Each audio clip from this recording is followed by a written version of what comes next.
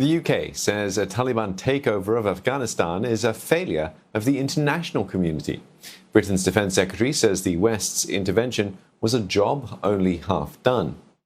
I think we all saw that and felt a real sense of sadness that, first of all, the forces that the British and the international community had invested in had melted away in some areas so quickly. I think it was always the lessons that I felt were incredibly important, is that you don't fix things overnight in global issues. You have to manage them. The United Nations Security Council will hold an emergency session on Afghanistan in the next hour. Last month, the 15 members issued a statement saying they did not support a restoration of Taliban rule. At the same time, EU foreign ministers are holding crisis talks.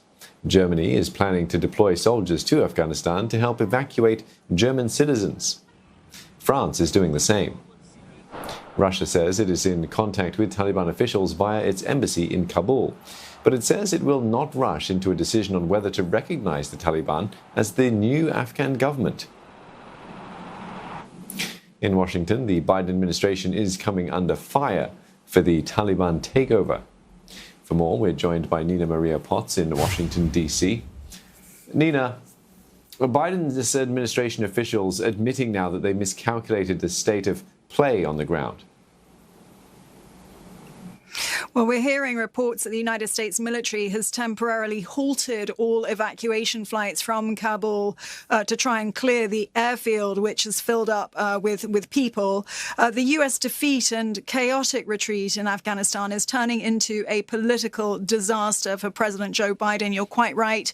The absence of an orderly exit, but also the fact that Pentagon and State Department officials were spinning a completely alternative narrative to the reality on the ground up until the end of last week.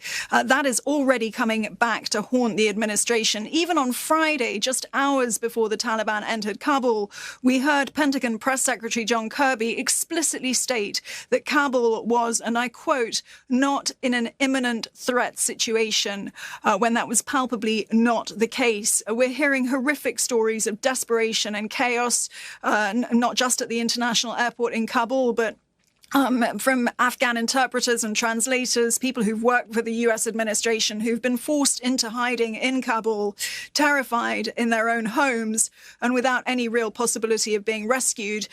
Even Biden allies have been forced to admit that this has been an unmitigated disaster. U.S. Secretary of State Antony Blinken saying on national television on Sunday that the Taliban advanced much more rapidly than the administration expected. We're still waiting to hear from President Biden, a televised address in the next few days perhaps, but we haven't heard from him publicly since last Tuesday amid heavy criticism that he has disappeared as Afghanistan unravels. So what happens next then? Will the US be forced to contemplate how they will engage with the Taliban government? It's not at all clear. Again, up until late last week, the State Department was emphatically talking about how it would continue to engage with Afghanistan through aid and assistance and training. It's a pledge that it palpably cannot uphold now. The Taliban takeover basically all but extinguishes American influence in Afghanistan.